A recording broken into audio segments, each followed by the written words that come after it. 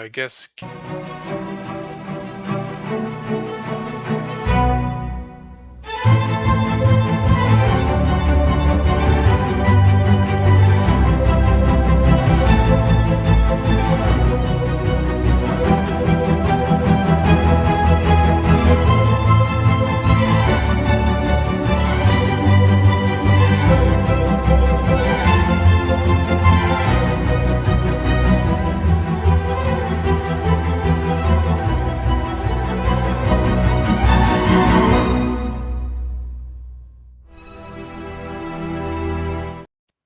Hello, I'm Robert Moynihan, editor of Inside the Vatican magazine, and I have the distinct honor of introducing Aurelio Porfiri. We really call him Maestro Porfiri. And here on Friday, January 17th, 2025, a discussion about sacred music. Aurelio, how are you? I'm okay. Thank you. Thank you for having me. And this office you're sitting in, where are you? This is my room. And where is that room? It's in Rome. It's in Trastevere, All right. a And very beautiful place here in Rome that you know very well. I do. You and I often have had dinner together on Sunday evenings after the Byzantine liturgy in Santa Maria in Trastevere. Yes, yes. And we've gone to several different little uh, osterias and Restaurants. Yes, yeah. Here in the area, there are many good places to eat, and all so right. we spend some time together. Yes. And I also had the good fortune of meeting your son Aureliano. Yes. And there's an interesting thing about you and about him in your background because you are one of the leading scholars and performers of sacred music in the church today. You were formed in the Roman tradition. You play the organ. You were an organist in St. Peter's Yeah. Basilica One of the organists. Yes. for a number of years. Yeah. What's 15. 15 years? Yes. And then you traveled to China. Yes. And you married a Chinese woman, and you had Aureliano, who speaks perfect Chinese, perfect Italian, and I can testify he speaks perfect English. Yes. So I have a lot of hope for him. He's about 20 years old, Yes. and I think that he's a treasure. I think so also. Now, what we want to talk about today is the crisis of sacred music. And the crisis is music ought to draw us closer to the eternal and to the infinite and to the holy. But sometimes it tends to decline away from that and just occupy our time, be a little bit shallow, be a little bit superficial.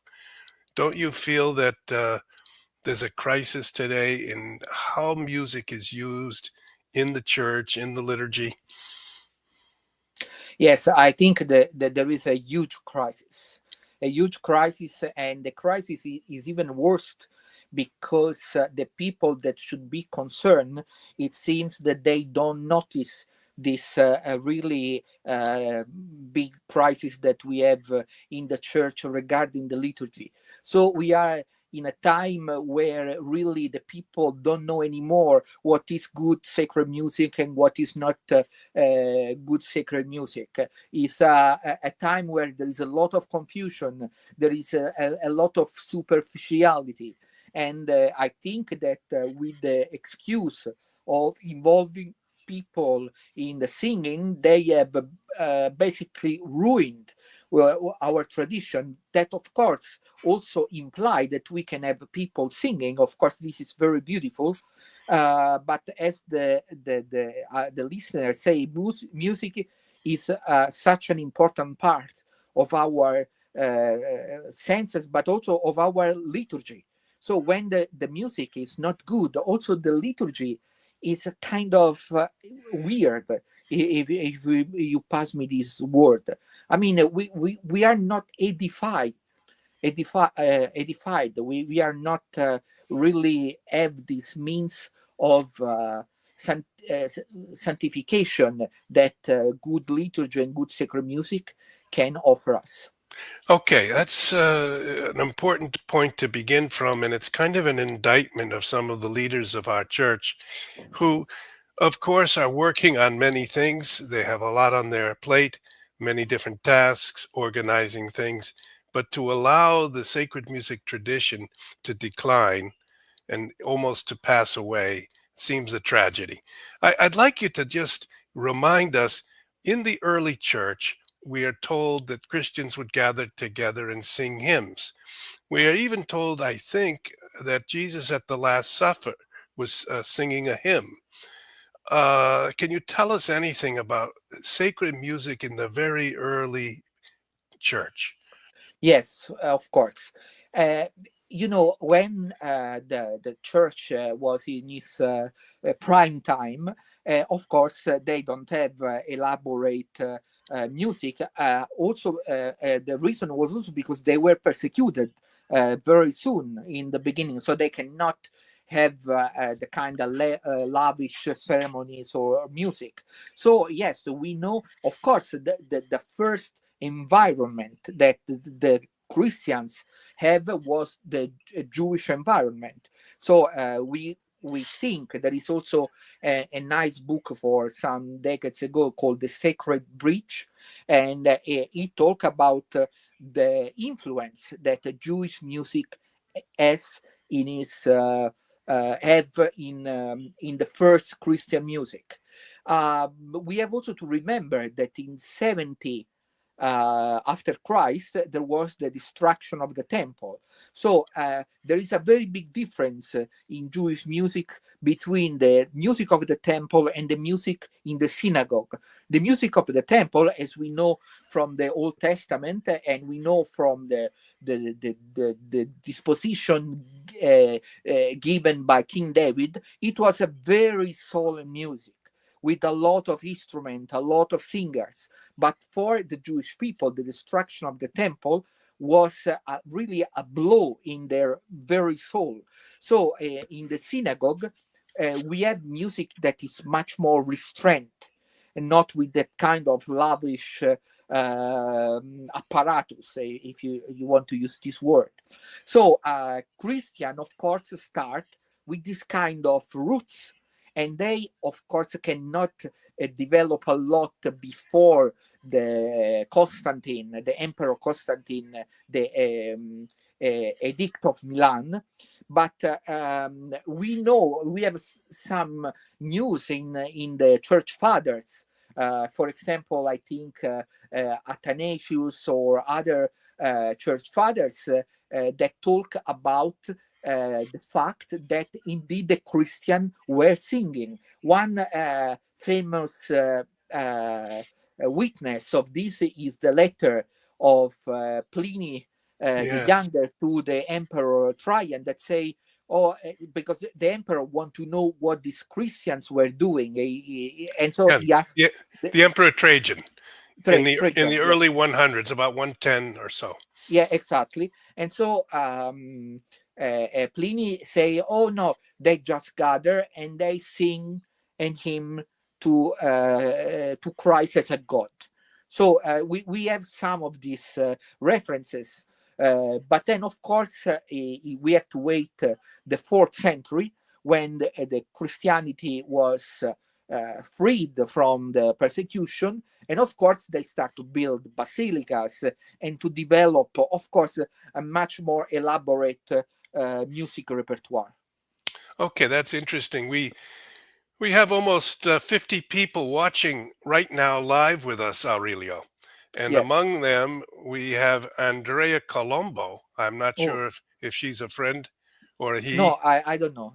I think that is that masculine. It could be either male or female. Yeah, but if it's Italian, probably it's a male. Okay. There are many sacred music traditions in Christianity. Byzantine, um, It's different. liturgy is different from Gregorian or from polyphonic Renaissance music or Lutheran chants. Yeah, I would comment on what this And Bach, he says. yes. on this listener is saying that, of course, they are different, but what is common on this tradition is that they keep a standard. A very high standard of music making. So, of course, I'm not a Protestant, and so I don't participate to the worship, but I cannot deny that the music of Bach is unbelievable, and other also Protestant composers. So the problem is that they keep a very high standard of music, and today we don't keep anymore that standard and that level. And so everything in the church can be okay. And that is really a tragedy, as Okay. we say in our new book. It is Okay. really a tragedy. Okay. So you're mentioning a new book, and you're saying essentially there's been a decline from a higher level of, Yes, of this is the book. the book is When the Wh- Harps Went Still. yeah, the And the tragic sub decline of Catholic sacred music that I co-wrote with Bishop Athanasius Schneider and Professor Guido Milanese. okay, Bishop Athanasius Schneider, who's a friend of yours, Yeah, and the other man. Professor Guido Milanese, that is a well-known musicologist. All right. And the three of you have, in this book, proposed the thesis that there's been a tragic decline in our standards of music. And in a sense, this is a theological question, even though it's a very practical question. But theologically, you want to present the best to the Lord. To Exactly, um, exactly. and so and so if you don't present the best, if you present something sort of low level or trite or superficial, it shows a lack of respect for God. Yeah, exactly. I forgot to mention that the book is published by Sophia Institute Press. Hmm. You can find it everywhere and also in the online stores. But yeah, you what you say is correct. I mean, if you are like in a countryside, very little church, and they have, of course, a very little means to do things. Of course, one can understand, but when you have the kind of low standard, even in basilicas or cathedral or important churches where they may have the way to do something more, I think that that's really the problem. Is not the lack of like the financial support, because also that is needed, because you for a good level of music you may have the need of professional musicians. So, but even if you don't have a professional musician, you can have kind of well trained choir of people that really put the greatest effort to sing well. Because we I think we have not to be uh, hypocrite. How you say in English? Hypocrite. Yeah, we should not be Hypocrite. Yes, hypocritical we or should not hypocrites. be hypocrite when you are in a church and the choir don't sing very well, even if they say, "Oh, we are doing our best," but you know, this don't help you or the other people to pray. That's a fact. I mean, I think that the choir should be given in the hands of professional conductor that can train this group until it's acceptable to sing during the liturgy. But today, no one care about this.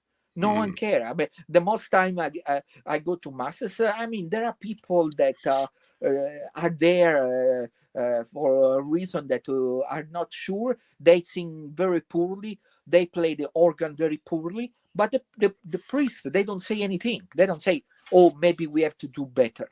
Okay, Aurelio, you're giving a terrible indictment of the artistic level of the church. Some people would say this isn't very important, but I am reminded of Saint Augustine, who said, "When you sing, you pray twice." It's somehow throughout human history, throughout the Jewish tradition, King David, you mentioned earlier, even Jesus singing hymns. I think there's a reference to that in the Gospels. There's a at the end of the Rosary, people often will sing the Regina Caeli or the Salve Regina. Salve Yeah. Regina. Um, so singing is also, is an act of devotion. It's an act of love. It's an act of giving the deepest emotions that we have to our fellow listeners and to who the God that we praise in our singing. And somehow, if we have a time that's a kind of iron age musically and maybe artistically, when things are not very beautiful, it's a sign also somehow of the faith itself in trouble. Yeah, because we know that the law of prayer establish also the law of faith. Lakes, So yeah, lakes, that is a principle very popular in the Catholic theology. lakes So orandi, lakes lex credendi. credendi, The law of yes, praying is the law of faith. How you pray determines what you believe. exactly. So this is if we have to judge our faith from the way we pray now, is really a very um, uh, a very tragic situation. I want to say something also because I think it's quite important. Many people from United States follow my newsletter on sacred music, Cantus, that you also follow very kindly. Thanks. And sometimes I am very harsh in my judgment, and some people comment, and this I want to address this comment because I think for your listener is very important. And they say, "Oh, but he say things so strong because in Italy the situation is really of music is really terrible." And implying that, like in your country or other countries, the situation is better. I can believe that, of course, in your country there are many situations that are better and that they are doing things with a very good or high standard. But I have to say that in the past, when I was looking, for example, the job posting for American churches, a lot of them say that you have also to care about the they call contemporary choir. So it means this choir that sing this kind of pop rock music with a kind of so I know that probably in Italy the situation can be maybe worse, but I think also in your country, of course, you have several problems in this regard. Yeah. We have a quotation from Ephesians that John B proposes to our reflection. Ephesians 5:19. St. Paul asks us to address one another in psalms and hymns and spiritual songs, singing and making melody to the Lord. Yes. So Yeah, this this is simple. Yes. this is from Scripture itself. Yes. All right, thank you, John. And then we have someone else, apparently from Catania, Michael Laurenti. Mr. Porfiri, come to Catania and help our choir. You can stay with my family. Oh, thank you. Yeah, I would like to do many things, but really, I think that it's a question of focus. I mean, we, the people responsible for the liturgy, they should strive to obtain the most. Even today, today we live in a time we have a lot of kind of aid with the internet. We have a possibility to listen to a million of YouTube videos with really good performances. So I think the people understand what is a nice level performance and when is very low or mediocre. I repeat, the problem often stay with the priest that uh, mm, do not help the people to understand that we need to give to God the best of what we can. Hmm. And as I told you, I'm sure that a very far away, maybe church, they don't have, okay, we accept everything. But in cities like Rome, or we can say, I don't know, New York, London, whatever city you want to pick, that is very important. You have the means and the people. You have a lot of people that study music, and that they can help a lot if they would be invited to do so. But often they don't want you. They don't want professional people All because they right. want to maintain this kind of status quo. Sorry. No, I suppose some people feel it's a little bit hierarchical, somehow noble and plebeian, and they want everyone to be involved, which I think uh, that phrase we just quoted does desire that all of us sing if we can. But what you're saying is, nevertheless, there can be people who really can become teachers, can become helpers to the whole community or models for the whole community. But sorry, Robert, can I say, because you say something very important. You say, oh, everyone we have to be involved, but we don't forget that the Vatican II, Sacrosanctum Concilium, say that everyone has to participate in his own way and according to his own possibilities. For example, I go to mass, but I don't give the homily because it's not my role to give the homily. So there are things that I can do, things I cannot do. So nowhere is said that we have to sing everything. Nowhere. Also because it's not possible. So it's good that the congregation can join in certain moments, and the choir can help them to join, but also give the place to the choir for other moments. That I think is perfectly in line with Vatican II, perfectly. So I don't understand these people that they defend Vatican II. No, we are the people, we are the Church of Vatican II, blah, blah, blah, blah. And then they are the first to betray the Vatican II documents. So I cannot really understand how they can reconcile these two things that cannot stay together. Okay. Can you tell us something about how you became a musician?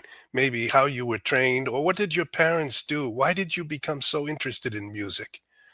So, because when I was little here in Trastevere, I really start to have this interest in music because in one of our shopping mall, when I was very little, it was Christmas time, and I saw an electronic organ. The kind of thing that 40, 50 years ago, but I was very fascinated, and I asked my mother, "Oh, please buy me this for Christmas. Buy me this," and they buy me this instrument. Ah, And I remember that since I have that instrument, I stay the whole day in front of this, and even if I know nothing about music theory, I compose, improvise melodies that then I perform to my relatives or my parents. So my mother especially, she saw that I have something about music, kind of really talent. And then, of course, I also grew up in the parishes where they sing very sloppy music. So, but at the time, of course, I didn't know because I was not educated, hmm. and so I have to accept what they offer. And then I start to play in churches, and later I have teachers, the education, and then I give some exam in the conservatory, in the Pontifical Institute in Sacred Music. Then I got a degree in choral music and choral conducting, and then later I got a fellowship of the Trinity College in music composition. So Trinity College, where? the FTCL, Fellowship Trinity College of London. But I didn't go to London. I present my work, and they award me the fellowship. Okay. And then who inspired you? Did you have some teacher, some But instructor? there are, I can name many people, but probably it would be good to mention one that also was in my really early adolescence. When I was in school, we have a teacher. This It was a male teacher, and he didn't like that the people play the recorder. No, the recorder, the flute. And I was sick for some time with some sickness of that age. And then when I came back, I was able, in any case, to play the recorder, learning in a few days what other people learn in months. And Hmm. so my teacher allowed only me to play the recorder for the class. He was also a communist, I remember, because he teach us all these songs of the communists. But I have to say, he was the one that first support me a lot, and in the end of my what is a primary Hi, scuola media in uh, Italy, what is primary school, middle school. middle school, yes. In my middle school, they put in my final judgment, they say, oh, Aurelio Porfiri is this and that, and is particularly excellent in music, so we suggest to send him to music conservatory. But the problem, it was my father. He was afraid that doing music, I have a much worse kind of life, because of course, the financial situation of the musicians are. But I think that then I persevere a lot, and then yes, now I'm here doing, I hope, nice things for people to appreciate. Right. We have a question from Michael Laurenti, who we've seen before. Thank you, Michael. What do you recommend for children? What are the best steps to learn sacred music? Yeah. uh, So I would say two things.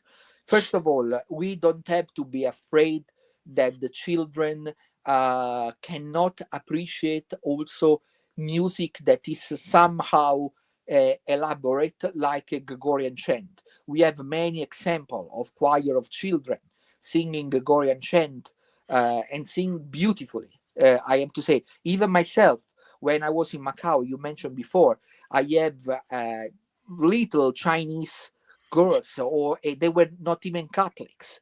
But then, of course, with a lot of patience, I teach them even to sing in Latin, and when they perceive this kind of sacredness, they really can appreciate. Well, Um, that's amazing. The image is now in my mind. I can't forget it. Aurelio in China teaching young girls in China to sing Gregorian chant in Latin, and they yeah, sang it beautifully. they sing it beautifully, very pure voices, and of course, you need to put effort, and especially today that the younger, they are not accustomed to listen to classical music. They listen to this kind of like trap or rap, or this music that is not music in my in my. I mean, I respect, of course, but they don't give the taste of good singing, of course, with that kind of music. So you to make an example that is acceptable to American audience, like for example 40, 50 years ago, like you have Frank Sinatra, you have Andy Williams, you have Dean Martin, you have all these kind of singers that were melodic singers. So the people in any way grow with these melodies, so they have a kind of idea of what a good melodies may be. But today, when you have I don't know, Eminem, there is no connection, with this kind of music that they should appreciate in church. But if they have a good teacher, he can let them understand what is the beauty of this music. And of course, you don't start with difficult pieces, you start with very simple pieces, and then you build from that. This is what I do. I start with easy pieces, then when I see that they appreciate that, I go a little further and then further and further. Are you able to sing a little something, or is it you're more of a composer and a Yeah, I'm conductor? more than a composer and a conductor, but of course, if I have to sing, I sing, but that Could, is not my best quality. well, is it possible just that you could sing some Gregorian chant that and then explain why it is that it becomes intricate and therefore beautiful? Okay, but I can sing maybe the first verse of Veni Creator Spiritus. Come, Creator Spirit. Yeah. So sorry, my voice is not fantastic, but I do. Veni Creator Spiritus, mentes tuorum visita, imple superna gratia, que tu creasti pectora. Is really a beautiful melody, really beautiful melody that we this one is the hymn that is often sung during many ceremonies where the people have to invoke the help of the Holy Spirit, and it's a very very beautiful and also it's very beautiful when you listen to many people singing this melody. But you know, it is not it is not difficult in itself. Of course, one difficulty is for the people, oh, we don't know Latin. Okay, but you know, this is not really a difficulty because, first of all, today there are so many supports, even online, to teach you to pronounce Latin. There are a million of translation of these hymns, and then you say, "Oh, but why we have to sing in Latin and not in English?" Because Latin is the language of the church, and through singing in Latin, you connect with your brother in faith through the centuries, that they Mhm. have sung the same words, the same melody, or more or less the same. So he has also a kind of symbolic meaning. And also, we don't have to forget the more important thing: the Gregorian chant is born out of the words, out of the Latin words. So if you sing in another language, okay, it's possible, but never can be the same. Okay, why do we call it Gregorian chant? Yes, because according to tradition, Gregory the Great, Saint Gregory the Great, it was the one that composed the melodies. But this is only a tradition that starts basically 2 centuries after the death of Pope Gregory the Great. We can say that he was given his name, and also some people, some scholars say that the Gregory of Gregorian is not Gregory the first, but Gregory the second. But in Hmm. any case, it is given him as a thing of honor because he has some connection with the music, according to his biographer, especially Paul the Deacon. And he said that he was the one that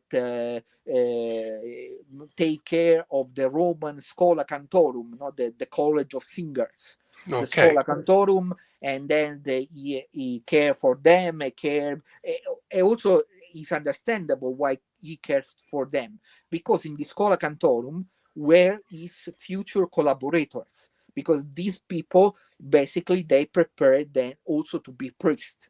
So he want to know them from very little. We know that several of these students of the Schola Cantorum later on became popes.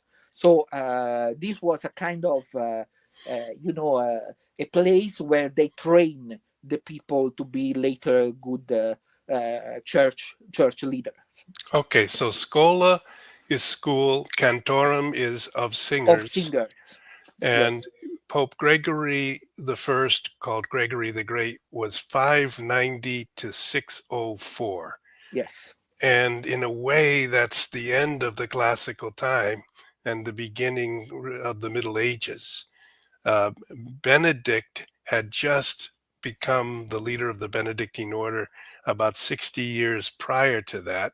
And Pope Gregory wrote a life of Saint Benedict, actually. exactly, exactly. And then the And I think Benedictine. they were related also. Oh, I really? think if I'm not mistaken, I think they were related by family. Pope Gregory with Benedict.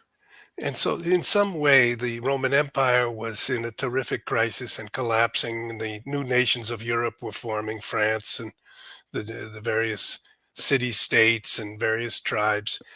And the church, in a sense, took the mantle of the culture of ancient world on its shoulders and carried it, particularly through the Benedictine order, Yes, from the 500s really to the 1500s, 1,000 years. yes. We call this the Middle Age, or we sometimes say the Middle Ages, because it's the middle between the ancient world and the modern world. Yeah, that I mean, this is a very unfortunate name because middle age means nothing basically. I mean, because contrary to what some narrative want to teach us, the so-called Middle Ages, medieval time, they were really glorious time, Hmm. the time of the cathedrals, the time of Gregorian chant, the time of universities, of many other things. So I mean, it was, but then there was this dark legend that we all know, and of course, I mean, there were things that considered today are reproachable, but this is true of every time in the history of humanity. Yes. And so we reached to the last 500 years. And in this period, say from 1500 to 2000, we do have the tragedy of the Reformation, which divided the church. More or less, Northern Europe became Protestant, and the Mediterranean world, Spain, Italy, remained Catholic. There's an old joke that where they drank beer, they became Protestant. Where they drink wine, they remain Catholic. Ah, okay. But in this time, in the 1500s, we had the Council of Trent, which really went on for about 25 years, from Yeah. 1542 to 1565. And in 1570, the old liturgy, but that was called the Council of Trent, which is Tridentum in Latin. Trent is a city in northern Italy. And they kept coming back year after year for the Council of Trent to respond to the Reformation And the conclusion was to kind of redefine and set up defensive walls. And they The codified, Counter Reformation. yeah, yes, the Counter Reformation. And they codified, and that's when the Jesuits were born and started to grow as the kind of Marine Corps of the Counter Reformation Church. But in 1570, was it Paul V, approved the Tridentine liturgy, but it No, had Pius the Pius V. Fifth. Pius V. So from 1570 to 1970 is 4 centuries, 400 years. And you and I were born just at the beginning of this modern period, which ended those 400 years. We're in the post Tridentine period, in a sense. And Vatican II was essentially the A council, watershed. the watershed that brought those 400 years to a close. And those who passed through those years felt the tremendous changes. And people today hardly understand what happened. They don't know why we passed through this period. But you've become a great scholar of the whole question of traditionalism, of loyalty to the tradition, or maybe even departure and apostasy from the tradition. You've written several books on this. I wonder if you could Yes, talk about this. yes. The one that I publish in United States, also I publish with Sophia, the right hand of the Lord was exalted. The right hand Uh, of the Lord was exalted. is the name yes, of your history of the last 100 years of the traditional movement, yes, and sort and of the conflict with what we call modernism. yes. And this book, I basically give an overview of the history of Catholic traditionalism between the yes, I talk from the modernism, but especially from Vatican II to today. So this is a book that also give me a lot of satisfaction, and it was published also in Italian. And I think that the people that want to understand the development of traditionalism, they should certainly refer to this book that the right hand of the Lord is exalted. That is a really a kind of timeline of all these kind of movements in the church. So I think it's a book that people that want to understand the situation we are now, maybe this is a good book for them. Okay, we've now listed it in the chat. The right hand of the Lord Is is exalted. exalted. And yeah, actually, you sent me the text even before publication. And Yes, I think you've done a very fine job of giving a history, not only post council, but even prior in the first part of the 20th century, of this tension between the modern world and all the challenges that it poses to the church, and the desire to remain faithful to the apostolic tradition. And yes. I think you did it in a calm, measured, thoughtful way, and I think it's a great book. Thank you. Thank you. But you're not only doing that; you're trying to resuscitate. There's two things I want to bring up. You're starting a new school of singers, Yes, Schola Cantorum, in the city of Rome, and yes, we participated in a concert on the 26th of December in San Crisogono in Rome, of beautiful yes, singing. You were the conductor, yes. and you're trying to carry forward this Schola, and you want support for this Schola.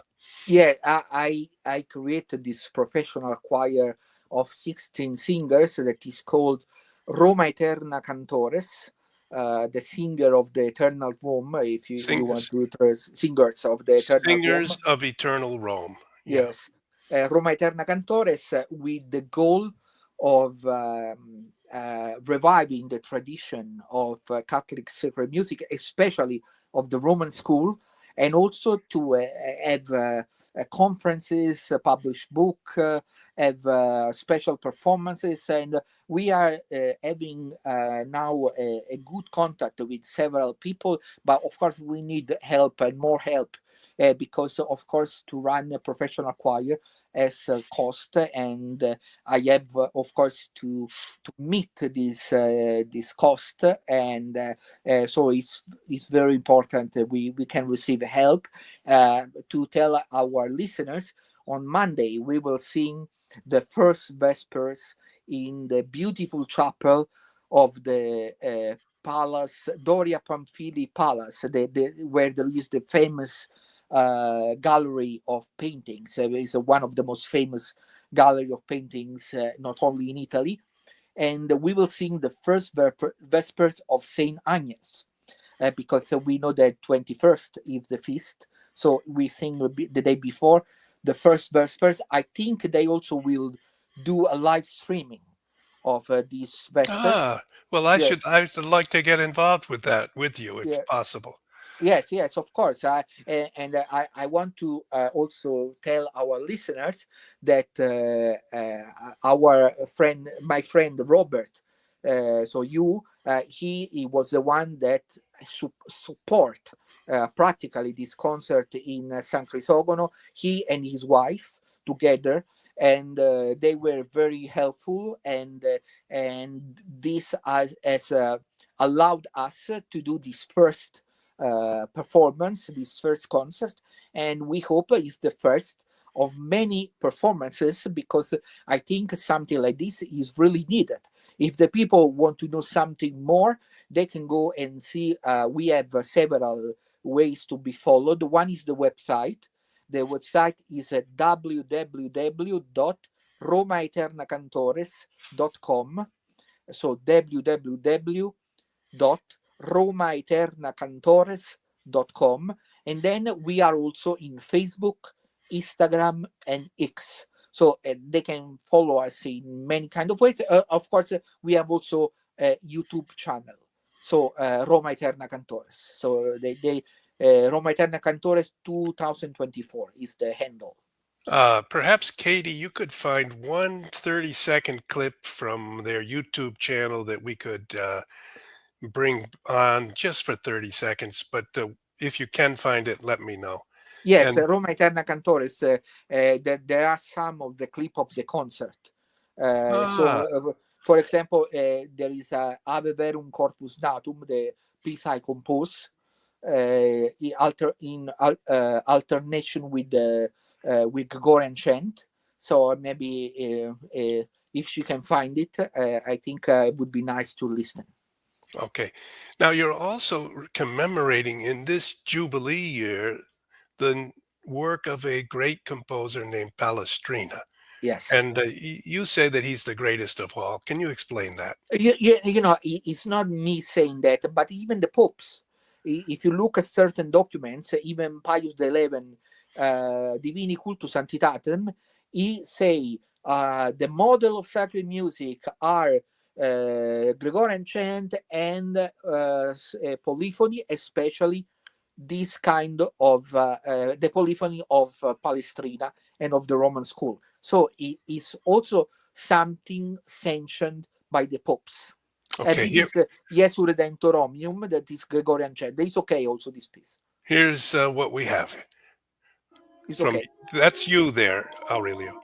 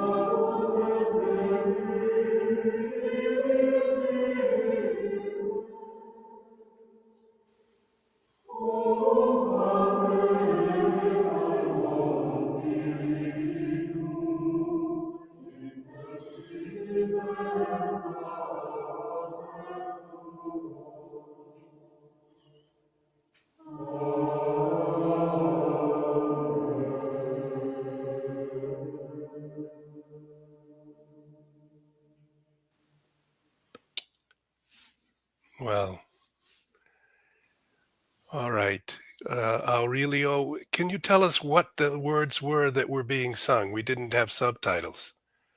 Yes, basically, this is a hymn that is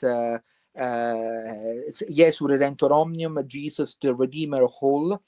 Jesus, the Uh, Redeemer of all. yeah, Jesu Redemptor Omnium. Omnium, Yep. yes, and is the hymn for Christmas, for the office in Christmas. So as a very beautiful text that, of course, we can find and read maybe the whole words, because the text is very beautiful. But I also want to tell you Mm. that the people can find also our first CD, that is the CD, basically the concert in San Crisogono, all the pieces we recorded, and the CD is called Sancta Nox. They can find it on Spotify, Apple Music, so that they can find the CD where there are all the pieces, or most of the pieces that we perform in San Crisogono. So I think for them would be a really nice experience. And if you want, I think I found some kind of translation of at least some of the parts of the hymn. Let me, yes, I just read a few verses. Okay, so Jesus, the ransomer of men, who he created light began, did us from the sovereign Father spring, his heavenly glory equaling. The Father's light and splendor thou, the endless hope to thee that bow. Accept the prayers and praise today, that through the word thy servants pay. And then go on. This is a poetic translation in a kind of Old English, but there are many that can be found online. You know, this is the fundamental gospel message that the frustrations of human hope for something eternal, for eternal love, eternal peace, is so tragic, but we never could get it on our own. We could never overcome somehow our mortality and our sinfulness, Yes. our ego, Yeah. and all the treachery and betrayals of life. But the Savior came, and therefore Yeah. we praise Him, we thank Him, we sing to Him, we remember Him, and this, in a sense, is the Christian faith. Oh, I think, Robert, I can give you also an idea for your program. Probably you can pick some of the Gregorian chant hymn, and maybe have a podcast with some guests where you read, of course, with the English version, and then also talking about the beautiful theology that is in these hymns. I think for many people will be a way to become accustomed with a really a treasure that we have, but that it seems some people have forgotten. Thank you very much. Of course, we are always looking to grow and to develop everything that we do.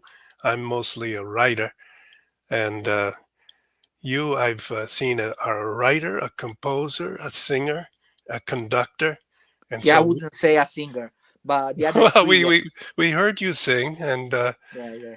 but I would say that you represent to me some of the great beauty of the Italian Catholic culture, and you Thank you, almost, thank you. not single-handedly, but you almost are holding it up there in Rome, in Trastevere, where you're sitting right now. And so I'm happy that we collaborated with you and will continue to collaborate with you. And some of these viewers may reach out by email or text or some manner to us and say they'd like to collaborate with us or become patrons or anything along Thank those you, lines. thank you. All right. Let's just talk for one moment about the crisis we face with this problem of a departure from tradition, a loss of faith. You yourself were trained to play the recorder by a communist teacher. We live in a very pluralistic world today. The old Catholic world is, and even Catholic Italy, we must say, probably is no more. No. So, what is really for you and for me and for everyone, including the popes, the cardinals, the bishops, the priests, the people who enter religious life, the parents of families, and men like Archbishop Vigano, who has been trying to defend the tradition and argued that we've fallen into great corruption. Where do you see our path forward here? And especially looking beyond this present pontificate. So, of course, I speak for me because I am a trained musician and writer. So yeah, I will continue to let the people know the good things that are in tradition, and in tradition not only seen as an historical fact but also for the present. So we have to continue to testify that there is something very beautiful that it seems some people have neglected for reasons that are very difficult to understand, and then we have to hold the torch and continue. Yeah, Logos is Rising. That is a book by E. Michael Jones. That I know the book. I Um, know E. Michael Jones also. So yes, and yeah. I do as well. Lady Rotha is on the Isle of Man off the coast of Ah, England. wow, wow. And I think that is important. What I think is that we should not think that we can put a tradition in the freezer, and so think that tradition is something once and for all. It's true that tradition, we deepen the knowledge of tradition, so we have to be really careful with a certain part of traditionalism. I personally don't share the words that the Pope say about traditionalism, about the people that they are sick mentally. I think that is a prejudice. Even the popes can have a prejudice, and that is a prejudice. But there are certain people that they are completely close to certain kind of good opening, because of course there is also a good opening. I mean, it's not that everything new has to be terrible. So I really think that we have to work for the good of the whole church, so not to find our ivory tower and then enter there, and this is not useful. We have to work for the church to be able that the other people, they know of these beautiful things and they start to change their attitude. It's very difficult, but it's not impossible. We have several comments, and we will not be going on too much longer because we both have to go on to other work. But Andrea Colombo beautifully writes and suggests to us that he has his own history that is interesting. Tradition means transmission is not something fine, fixed, freezes in time like some traditionalists believe. They are frozen in the 50s of the last century. I was one of those myself, he says. Mm, mm. So thank you, Andrea, for that. And then there's something here in German. I'm not sure if I can translate it. Quoniam, Tradition ist die Weitergabe des Feuers und nicht die Anbetung der Asche. So Ah, tradition. okay, okay. Yeah, I think you understood. No, Well, so go ahead. I think he's saying that to keep the fire and not to worship the ashes. That's Basically, what is he says. He yeah, gives us the translation. Tradition is the handing down of the yeah, the flame flame, and and not not the worshiping of the worshiping of ashes. ashes. Yes, Maybe that's the best way we could end this program. yeah. I do feel privileged to have you with us, Thank you. Aurelio. My pleasure. And I think we have a contact in you directly to the church in Rome, to the young child who saw the keyboard and asked his mother to buy it for him for Christmas, and became a composer, an organist. And I wanted to tell you we have here's this quonium is from Athens. Oh, So we have watching us right now, Aurelio, people from oh, the United States, people oh, from thank you. the Isle of Man, people from Brazil, Oh, thank you. and people from Athens, from Greece. Yeah, that's very good. So it's a little community in the church, and I guess we would say we're not perfect. No Uh, one is. no one is. And we look at these issues and struggles in the church today, and condemnations and excommunications and synodal processes and alliances and ending of alliances for the betterment of man, the betterment of society, the end of poverty. And yet through all of this, what you've drawn our attention to is the centrality of the logos rising, the praise and worship and love of Jesus Christ that then impels us to act in a way that to love our neighbor and to make this society of peace that all of us long for. Yes. So, having said that, maybe you can just say one last thing and we'll go. Yes. I want to remind to the kind listeners that if they want to understand more about the crisis in the church, there is this book that is probably the first that address the crisis of sacred music in the church, when the harps went still.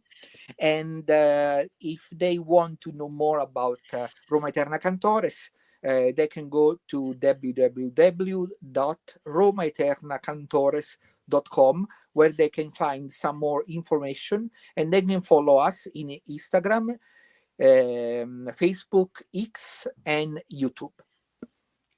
All right. Thank you very much. Thanks to all of you. Please like us if you do like us. And please tell other people about this program and this particular show, which I think has a very special value. Thank you. Thank you.